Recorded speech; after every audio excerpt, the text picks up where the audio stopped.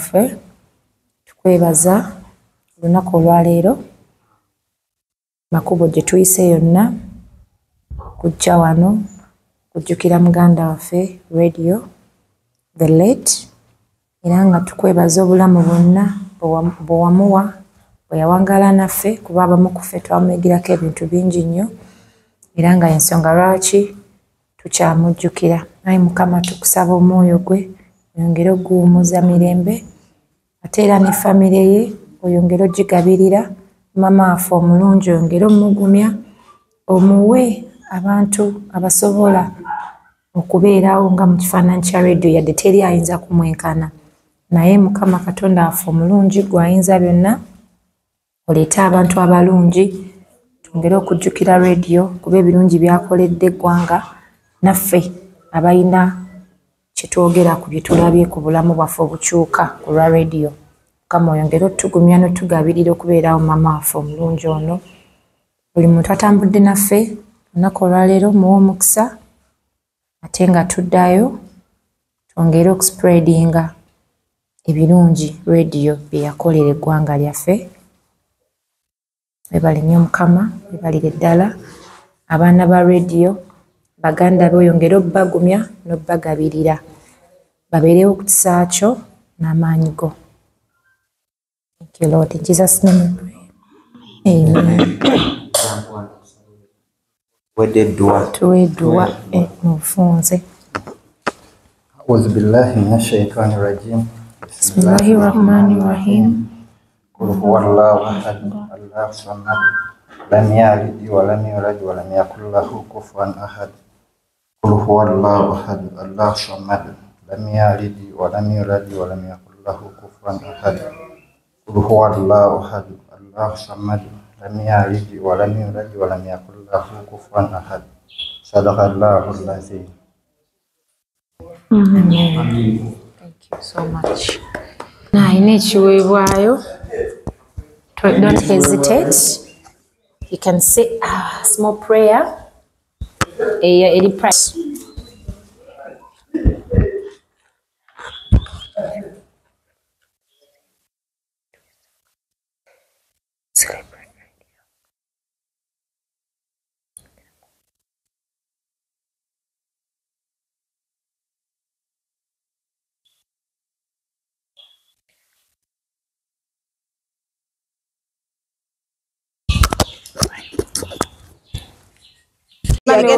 I'll speak for you. Can you get it? Kuderi. Ettaka lino litandikira ku muti ogwo. Likomawo. Likiranga ennyumba bw'ogiraba. Kati ate na lino lya mulala na liri erya. Kati ffe tukoma wali ku bitooke ne tudda wali bwe tuti. Kati yeebuuza nti nno lwaki ssente ziba nnyingi. Ettaka lino kuva wali paka wano muntu mulala, kuva wano paka wali muntu mulala. Kati yono n'atunda wano atandikira wano waki. Naddeeri paka eri ewange. Y'omu era y'ono. Paka eri ku kkubo liri eri. Sobana abatulaba ettaka tulina waliwo poloti bbiri ez'enjawulo abantu ab'enjawulo okutuuka eri ewa mami na wano radio waawumulidde. So kitubali tugezaako bagamba nti tukolere wamu tulabe nga ate bali wiringi okutunda tusigaze awantu wano nga we tutuukira nga celebrating radio nga betuze tukikola. Trust me mu mwaka mugumu from now tutakwatire wamu kulaba nti securing ekifo kino tugenda kujja wano nga tulina we tuyita nawali wannanga nawo mulala atandikira ku fene naddeeri ate tewali na kkubo kitulina okumanya kati kitegeeza eno buno ajja kutuuka azimbe noona azimbe nga bwe mulaba era azimba maleyo nawali batandise okuzimba ono y'omu atambulira paka eri deni neeri bazimbeyo kwegamba alituuka nga ayagala okujolaba ku radio waawumulidde nga talina waayita ate nga n'ebizimbe abantu nga bangi nga toyinza olemerera okutuukawo. So mami atya okubannyonnyola ke katono ke nsobodde okunnyonnyola tukwatire wamu yenna alina kya tube nga ate securinga this place nga bwe mbagambye tujja kuswala bannange zisinga mbadde nsobola miliyoni 3. But I think together we can do it. As artists, government, n'abakulembeze b'abayimbi, if tukitaddemu amaanyi tusobola okukola ekintu ekisobola ovaamu omulamwa. Yeah. Kino si kya mukadde kyaffe. Radio yava mikono gy'okuba nti mmwe mwabyogeranga nti wa mukadde. Radio yafuuka waffe. Wabayimbi wa ggwanga Uganda. So kino tukikolenga ffe. Tetukikolera mukadde tukyekolere. After 10 years bali tubuuza abayimbi abatuva mu bulamu bw'ensi n'abanene. We shall mention radio batwagala batitwagala batubuuze radio awumuliddewa. Ng'okutuukayo okabizimbe kubo terikola ki teriri. Wate nga tuze tukikola emyaka gyonna nga tujja wano okitegeera so tujja kuswala nga we can't maintain what we started as artists. We started together abamu tuze tuvaavaako which is understandable naye twongere okwejjukiza nti bannange buno buvunaanyizibwa bwaffe ng'abayimbi ng'eggwanga ng'abafaani ba music okitegeera tukole ekintu kino okulwa obulungi bwaffe. Yeah. Bazanya babeera mu nnyumba tebazanya bebowa babaluddewo myezi sigibadde ng'ebiri nnyo ku baana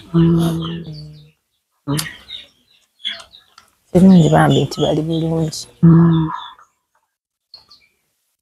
Ba David Lutalo baani batubadde mu season December ebeera etutwalaganya katugenda ova mu December January nga buli omu anoonya waawumuliramuko kati ogwokubiri tuddemu buto normally kati abasinga bonna babadde bava mu bivulu.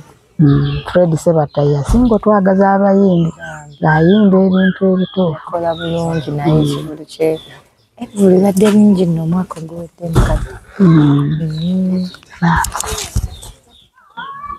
babeeranga eyo awo kumpi n'ekikundi ky'Busaabala awo tubeera awo kumpi awo twawuliranga abalandiroodi balinanga omanyi abagagga bakoona abaabo mu nnyimba edda nti ebintu ebisinga abantu babisanga mu nnyimba tereega naawe akubira kayimba abakuba obwa Sebatta Moses n'agamba nange alina okuyimba bambi yali inspired atandikireeyo nga yatuyimbe nga tumugamba tuyimbire nga twagenda okulaba nga asobola okuyimba ennyimba za Sebatta nga tumutawaanye tuyimbire luno lwafulumye ng'aziyimba. Okimanyi radio yali inspired by Sebatta. Mami abadde annyumiza yali neighbor waabwe Saabala awo. Yali si neighbor waffe ng'ajjawo naye nga twagala nnyo ebyevulu bye n'ennyimba ze nga tuziwulira. Ng'obuyimba abuyimba mwaka kyogwo anti kati omanyedde era abantu noza mu 1900 Kadongo Kamu yali akola nnyo 9 meka eyo bwe bityo Kadongo Kamu yali akyatunda nnyo mu 98 ng'ali ali MP6 awo nga tuli awo oluzzi awo ku Kyebusaabala luli awo kumpi awo nga ffe tubeera ku Kyemmanga so waali edda waalinga dipo ya Beero nga we twawangaaliranga awo ng'abukooka ate yasiibanga Sebatta ezimba yeewa ne buli omu alina rediyo nga ziyimba n'owuliriza ne bikunyumira nga kati nate tulekasanga era ne rediyo ati kyogamba tumuwulirira ku bivulu wokka ne ku rediyo ne ku TV era tuba tubalaba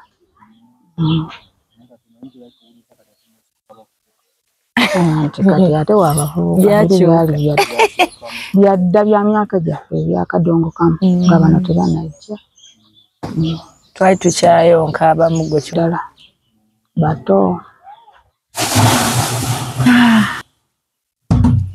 yakumye ewaka bambi nkoma mpolampola agree music nga naffe gye twatandikira tetwamanya kyakkola naye nga ogamba njagala kubeera kino njaka myaka 17 ane egiba mito nnyo endongo eno bannange singa at least 20 years naddala ku industry y'ennaku zino naye sinza kumala maanyi nti lindako na biki kitegeera naye ala no managing omuyimbi mu kukwasa nange essaawa yonna ngenda ku kyeyo Mane jango malamu ama. Nze nja tujja kunoonya ennyimba nga gw'otambuza endongo. Frodi obeera wano. Abeera wano ku kyalo wano. Maama abeera wano kumpi naawe. Taata we abeera awo. Naye nga ye abeera wali ne maama we mu maaso wali eri limuvudde mu sente. Yeetegesse ng'akulinze. Yajjako n'owa saha ng'akunoonya. Ng'era noonya nze? Ng'ayagala saha amuleete. Baabi. Naye saha ebiseera ebyo yali alinamu ebizibuzibu. Nga bw'omanyi. Frodi abasajja tebakulimbalima naye sigala ku kirooto kyo. Tujagala action si bigambo. Twagala tuwulirira, twagala bimuvinga. Kati salawo. Tusalewo fembi. Mukolere akayimba. Akayimba ekyo kyangu nnyo naye katambuza. Nange njiriba bya ndongo yange. Kayimba kyangu kakola. Tusooka tukakole ekyo. Olegenzeeko mu studio? Kitegeeza olinayo ka recording. Kamu. Akusagala tugenda byogera off camera. Off camera. Tulabe way forward. Tulabe engeri gye tuyinza okuteeka studio no ku mutindo gwa nsi yonna. Abantu tosuubiza by'otaakole. Mwana gyasigale n'onga off camera. Off camera. Mutindo. Kati eno olimalimako. Talima, talina waalima. Omuyimbi alima gwolaba essaawa gy'ayambadde yiino. Esserembu ng'omugamba bw'alime. Agyambadde ajja kulaba Abeera nayo. Mami waaliwo? Ali waka. Ala nogala mami wattuli. Trudi. Nze ebintu byonna video oli bulaba ngoli wasatu noga akuluzi yambeererawo. Etekawo kolna public holiday mu Uganda nga yakujjukira abayimbi abatuva ku maaso bakola kitone bona. I think ekyo tukisuggestinze for some time. Tukisuggestinze nnyo. Era simanyi lwaki tekinakolebwako kubanga it's just one day in a year. Olunaku olwo kati olunaku olwo lusano tuyambako okukwasaganya bino tugamba olunaku luno mu mwaka guno we are going to raise money oba kukutereeza bijja by'abayimbi bano mu byonna gye biba biri oba kugamba nti ku luno katukwatire ku kya radio nti kyekiriwo 300 I've been mu bintu ebyenjawulo fundraisings ez'enjawulo mufu abantu ba raising emiliyoni 10 mu meka mu 5. So as artists don't you think we can do this too?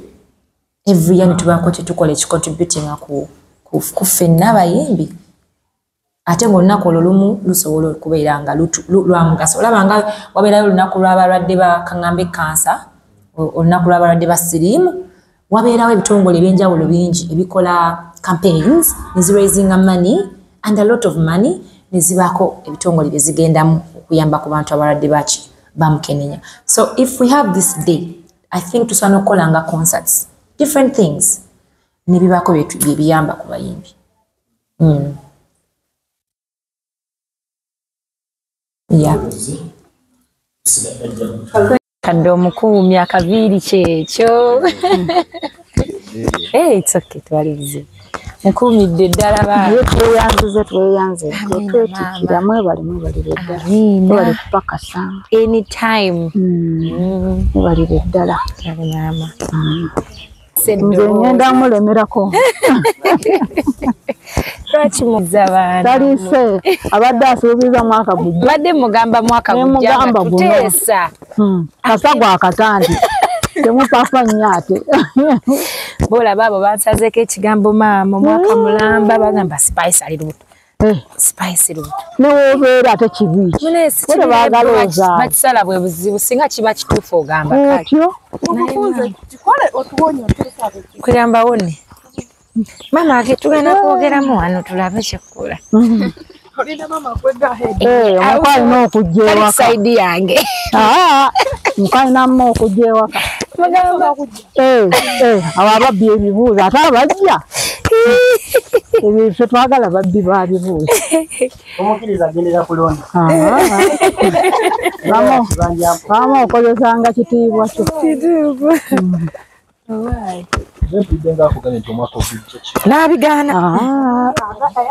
Ate kati kiki ffe tetwagala kuleeta bingi.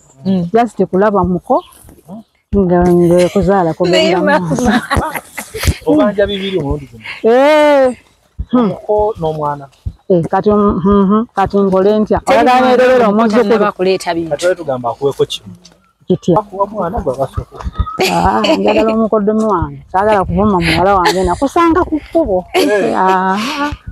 maka gaffe bwe gali Tusemba nabo bagamba. Twefumiza. Oluusi bagamba nti wenfuno ampa omwana. Nga yabeera. ntanabyogera Nze sinabyogera. Nzija mu bintu by'omuzafa. kenyini omuwanda ebigambo mukamwa oli ku saidi y'oli oyagala jje Aweereza abasajja. Oyagala otuzaalamu nga tumuleese bintu ki. tumwagala Tekijja ajje kukola. tumulabeko naye atulabe aleme kunyooma muwala wa Kitegedde. Awulidde. ddala bamuzaala